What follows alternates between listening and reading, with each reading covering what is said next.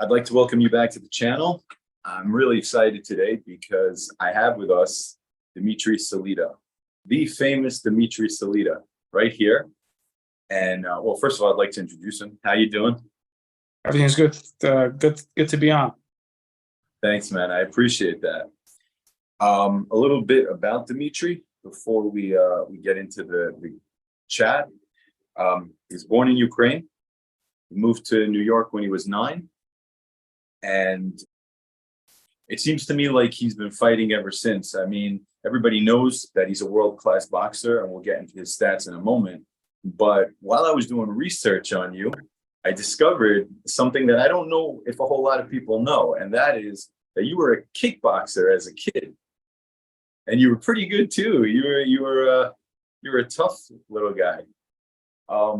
Incredible fights. If anybody wants to, we got Google nowadays. It should be real easy to find them. Now, as far as your stats, currently Dmitry is a promoter, but before he was a promoter, he was a world-class fighting boxer. He was light welterweight, he was welterweight. I have his stats at 38 fights with 35 wins and 18 of them by knockout. I mean, this guy is a beast. 2 losses, 1 draw. I mean, imagine getting into that many fights in your life and just winning.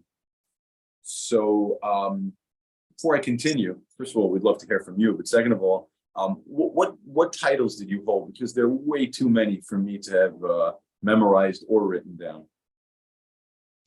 So as an amateur, I started boxing at Star City Boxing Club, which at that time had one of the best teams in the country. So as an amateur, I won the U.S. Nationals, I won the New York City Golden Gloves, and I got the Sugar Robinson Award, which was given to the outstanding boxer at the tournament. As a professional, my first title was the North American Boxing Association title. Then I won the IBF Intercontinental title, the WBF Junior Welterweight World title, and WBA International title, and towards the end of my career, the New York State title. So nice belt collection. You took it all, man. So I'm just thinking, if you started that early, I'm imagining that your parents encouraged this. They were behind you from the start. Well, so first of all, you touched on it. I started doing karate when we were still in Odessa because in school, kids picked on me, got into a couple of fights because of my heritage, because I was a Jew. A couple of kids picked on me and called me names. So, and I was not very healthy when I was younger. I would get a lot of colds and, was not so athletic. So my father thought it would be a good idea for me to go to a sports place. And the closest place that there was available was a karate club. And then I started doing karate and I really enjoyed it. And I got better, I got stronger, I got stronger physically and mentally. Then when we immigrated to the United States, same thing. I went to public school and, as a new kid on the block, not speaking the language, not having the money to buy cool clothes that kids appreciate in school. Kids picked on me and also got into some conflicts. And my parents enrolled me in a karate club. And there was a karate/kickboxing place. And I liked it a lot. Started progressing and started winning karate tournaments, and then started competing in kickboxing fights. So, and some of them are available on YouTube. And after kickboxing at 12 years old, I transitioned into boxing. So initially, it was kind of an after-school activity, although I was very serious about it from the first day. I'm not sure that my parents were aware of how focused I was on it really from the first day. I loved it, and I saw boxing as my way out of the ghetto that we were in terms socially, economically. And but then as things started to progress and I started to come home with black eyes, my mother sat me down and had a couple of conversations with me, was very concerned. But then when I was 14 years old, she had a relapse of breast cancer. So that was a very challenging time for my family. And boxing, kind of gave me a safe haven to be constructive and productive and but it also grew, and I competed, and I started winning real tournaments and beating real world-class competition. And so one thing led to the next, and I won the U.S. Nationals, I won the Golden Gloves, and I got introduced to Orthodox Judaism through Chabad when I was 14 years old. So the two energies intertwined in my life in a very interesting way. And life happens, and I realize that this is an unusual profession that I embarked upon for our community.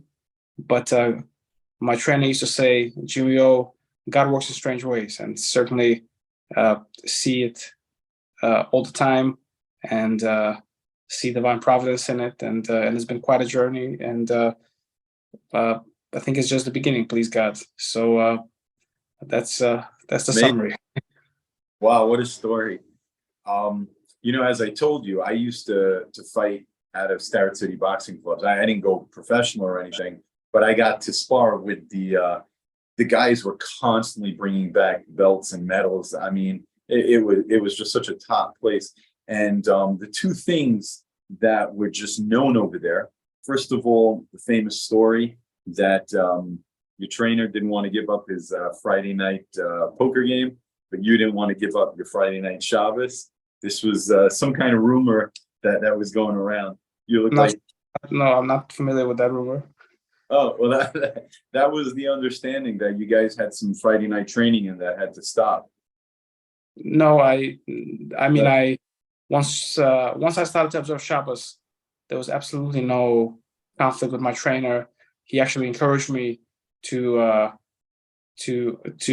be true to myself and be true to my beliefs. And Jimmy O grew up during segregation, and me as a Soviet Ukrainian immigrant in the United States, a lot of my education of what America is about happened through the prism and through the education of Jimmy O, who had an incredible influence on me. So we would drive in New York City, and he would say to me, when I was a young kid, I couldn't go through the front door. I used to fight in this tournament, but I couldn't go through the front door because I was black. I had to go through the back. So, it certainly resonated in me, because the Jewish community and me, myself personally, faced a lot of anti-Semitism and a lot of challenging, and I can relate to what he was telling me and what he was teaching me. So when my Judaism progressed to the point where I stopped boxing on Shabbos, Jimmy was 100% supportive of it, and in a very loving and encouraging way. And we never, ever had a conflict about training or fighting. I apologize. It was, I guess it was a folk story that sounded good. But the other thing that I do know for sure was that we had these posters up of you versus Khan. That was the big thing. It's funny, with all of your titles, your I don't know if you call it your claim to fame, or a big part of what you were known for, they kind of set it up as like the Jew versus the Muslim or something like that. And I mean, this guy was brilliant. You credited him with incredible hand strategy and hand speed and stuff like that. But it was like the biggest thing I saw since Rumble in the Jungle. I mean, it was huge. And I wonder if you felt good about it, if it was just good advertising, or if you felt badly that it had to bring in this Muslim religion thing. What were your thoughts on it? Because you were in it. Yeah, so I was very young at that point in time, and once these things happen, and once these fights, I wanted to fight the best and progress in my journey in my professional career. But once fights are made and big fights are made, what happens to it in terms of promotion is out of your hands, and I have no control over what people say. And I didn't even really think about it, because I just wanted to compete against the best and keep winning. So fight was made. I did not realize, growing up in the United States of America, I didn't realize that it would get so political. I mean, the week of the fight, I think CNN International, this thing was like on front, like the front page. So, I mean, a lot of, there was a lot of attention, a lot of strain, a lot of conflict, and different things that I'm glad that I experienced, because it gave me a view of the world that I didn't have before. And certainly with that fight taking place in England, also gave me a view of the world that I didn't have before. But it was a great experience. It was very difficult for me post that event, but it was a great learning experience for me. And sometimes, many times, you grow and you develop as a result of difficult times. So that was a very difficult time for me, and recently why I progress into the promotion business of the sport, and which is what I'm doing now. So, one door closes, one door opens, and the good Lord works in strange ways and guides us in different directions. So that was it was a challenging time with many great lessons learned. Yeah, it's a good answer, man. You can't control the everything around you. You can only control your part of it, and just because you're the main attraction doesn't mean you can control the media. That's 100%. All right, here comes the transition. I want to discuss promoting with you. So first of all, I'd like to know, what does it feel like to be a fighter, or specifically a champion, versus a promoter? How'd you get into it? Because a lot of fighters seem to get into promoting and people think it's just like a stepping stone, but I'm sure it's incredibly political, incredibly difficult and complicated. It's a different world, and I give you a lot of credit, as I'm sure you're about to explain. And I'd like to add to that question, when you give me this big answer, what do you enjoy more? And the reason I say that is because, when a person makes a party, right? So let's say a guy, he makes a wedding for his kid. So his kid just shows up and he's getting married and he's the big kahuna. But the father doesn't really get to enjoy the party as much because he's involved with all the details. And that's how it is with any celebration. And I feel like that's what you went through. You were there, everything's set up for you. You just have to try your best, give it your all. And now you're behind the scenes, and it's not thankless. I mean, you're famous for your promoting also, but you're doing so much for somebody else's glory. And so I know I threw a lot of questions in there, but I expect a really good, complicated answer, man. So, to me, whatever, God blesses us all with different talents and different paths to make the world a better place and to encourage and to inspire ourselves and those around us. So I always saw boxing as a tool to serve the world. That's what God gave me. And I did that throughout my career, as stopping to box on Shabbos when I was still 18 years old, and kind of facing a lot of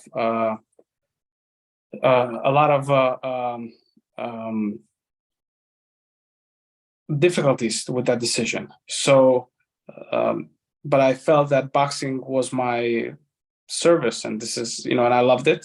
And certainly, you said try your best. It's not about trying. I mean, it's a part of it is about trying your best, but you have to win. If you don't win, trying your best is good for you, but if you don't win, you don't progress. That's the reality of life. If you don't win, you don't progress. If you don't win, you don't turn professional. If you don't win as a professional, you don't fight next month and the following month. So you got to try your best. I always pray to God to give me the ability to do a little bit better than my best. so and it takes a lot of effort. And thank God I was able to reach many of the goals that I've aspired to as a professional fighter. But that experience gave me many of the ingredients in what makes me effective in what I do today. I am personally rewarded for the service that I do. So I feel at this point, it's not about me at all. It's about the boxers that I represent and the effect that they have for themselves and for the environment and different things that they're involved with. So it's a different type of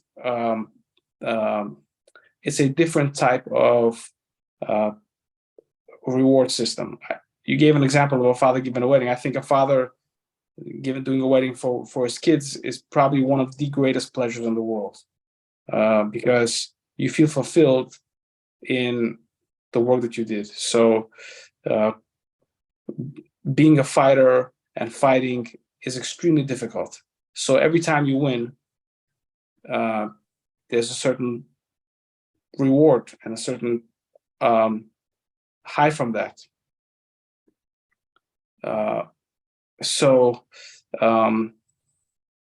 But as a promoter, it's a different type of challenge, because it's a business, and there's a lot of challenges in that business. And thank God I've been able to progress to a great level, and promote some of the best fighters in the sport, and promote on the biggest platforms in the world of boxing, in the world of entertainment. And I like to say only in America, like Don King used to say, because only in America can a kid from Ukraine who was on welfare and food stamps, who publicly wears a kippah, reach these goals in boxing as a professional fighter and now as a promoter. And the great thing about the United States of America, people are anti-Semitic and people are human beings. We are all judge people, that's human nature. But who you are does not stand in the way of what you can become. And that is why I feel very blessed to be here. And it's truly the land of opportunity. And I'm working very hard and praying to the good Lord for blessing that the hard work should pay off in a tangible way. All right, so I just wanted to ask two more things. First of all, what do you attribute the change in interest from spectators back in the days of, like Ali Holmes and Foreman to like Tyson, and nowadays, and everybody was watching the fights, everybody knew the names, everybody was interested, and nowadays there's more fighters than ever and nobody knows nothing. I wonder if it has to do with the fact that there's full contact and other competition, or just it's a softer generation. People don't have as much interest. Although you see with MMA, there is more violent fighters out there. And when you're done with that, I want to talk to you about Claressa Shields, because you have some incredible fighters that you're promoting. And she is on, like you said, like on a Ali-like once in a generation tear. I mean, this girl is destroying everything in her way. So I just wanted to end off with these two topics tonight. So as it relates to the popularity of boxing, first of all, back in the 70s and the 80s, if that's the eras you're referring to, there were only, 5-10 channels that people can watch content on TV. And boxing was a major sport because it was on ABC and CBS and NBC. Today, there's hundreds of channels, and there's social media, and there's many ways to get distracted. So today, everybody's competing for attention and for views, and it's very diluted in every sport. And also, people like to watch short things. I actually wonder how baseball, which is not a very exciting game just in terms of pop and stop, will develop and will adjust to the new generation of sports fans. So certainly combat sports, the entertainment and the delivery of combat sports has changed, but it is bigger than ever. And people say, you compare the UFC, boxing is much bigger than the UFC. Not even close in terms of pay-per-view numbers and the money that there is in the business of boxing. It's much more than the UFC. UFC is one. Boxing, there's lots of different promoters. So if you combine the aggregate of the different promoters and the amount of stuff that they output, this is a bigger conversation. Boxing is bigger than the UFC, and you can never have the Rumble in the Jungle. You can never have Ali versus Foreman and the drama and the social impact that produces in a UFC fight. And I'm not necessarily a fan of UFC per se just as a fan. When I watch boxing at the highest level, I see art. I see it as I see like someone that knows art and goes to the museum and looks at a painting. I understand it. I like it. I enjoy the sweet science. So while I respect the fighters that fight in the UFC, it's a completely different model. As it relates to Claressa Shields, it kind of goes back to what I said initially. Sports, and particularly boxing, is a vehicle through which people affect the world, many times in a positive way. And there is, I would say, no sport in the world that is as effective in doing that as the sport of boxing. And we've seen it with Joe Louis, with Jack Johnson, Joe Louis, Muhammad Ali. Uh, those, I would say, probably are the most. Jackie Robinson is in that group. The most impactful sports players that affected change through their success in sports. And Claressa Shields is that same person. She is in line with those great athletes because she is a girl from Flint, Michigan, USA. Flint, Michigan is one of the most challenged cities in the United States. People know about the water crisis, but there's lots of other significant challenges in the community that make it very difficult. So Claressa, before women's boxing was a business, made a decision to go to the gym and train, and she believes in God and believes in hard work, and won an Olympic gold medal. The first time that boxing was ever introduced, women's boxing was introduced to the Olympics, she won an Olympic gold medal. And as a 17-year-old, so she was barely old enough to compete in the Olympics. Then she stayed amateur because she had no opportunities to turn professional, and she stayed. Olympics is every 4 years to the 2016 Olympics, and she won a second Olympic gold medal. And never in the history of the sport of boxing in the United States has there been a man or a woman that won 2 Olympic gold medals. And at that time, I read about her in the Wall Street Journal, and I called her, and we started working together. And when I heard about her, I felt that out of each year, each Olympic Games, the class of the Olympics are the next prospects in the following to be professional champions. And to me, there was no better prospect than Claressa Shields because of who she is, because of what she can accomplish and what she can become. And thank God my prediction came true in this way. And she's really been a phenomenal athlete and phenomenal figure and progressed women's rights through her incredible talent of boxing all throughout the world. And she is a very impactful, and she's just won a big fight at Little Caesars Arena in Detroit. First time big time boxing has been in this brand new, beautiful building. And our plan is to go to Africa and to go to the Middle East, because for her as a woman, as a symbol of hard work and perseverance, what she has become and what she has accomplished, coming from such a challenging environment that she grew up in, to be one of the greatest athletes ever is really incredible and would just be so powerful in those particular regions. And then that's amazing, because you just said before, you can't just be good, you have to keep winning. So it's not like something else where you take somebody who's got talent. Well, you could be good. Well, you could be good, but good has you should try, as it relates to any profession where there's competition. Right. You got to win. If you don't win, you got to win, man. And usually when you work hard and when you sacrifice and when you do what you have to do, usually you win, because hard work in the long term, hard work beats talent. And sometimes with talent and hard work is combined, that's incredible. That's unbeatable. Floyd Mayweather, if we talk about boxing, Floyd Mayweather is that example. Hard work and talent. All right. So I'm just going to ask you publicly, if you could get me an interview with her, I would forever be grateful. I never asked for something in the middle of an interview before, but I've watched some of her stuff and I watched how she presents herself, as you said, and she's enjoying life. She's not just like, some humble little Clara Barton or something from the olden days. She's a modern woman, and she's all those things you said. It's incredible. Oh yeah. So you would have to, Ari, if you come to one of our next fights, we'll try to hook it up. Thanks, brother. Thank you so much. And thank you so much for your time, man. I really, really appreciate having you on here, man. Thank you. I appreciate it. And look forward to the interview. Have a good one. Thanks, man.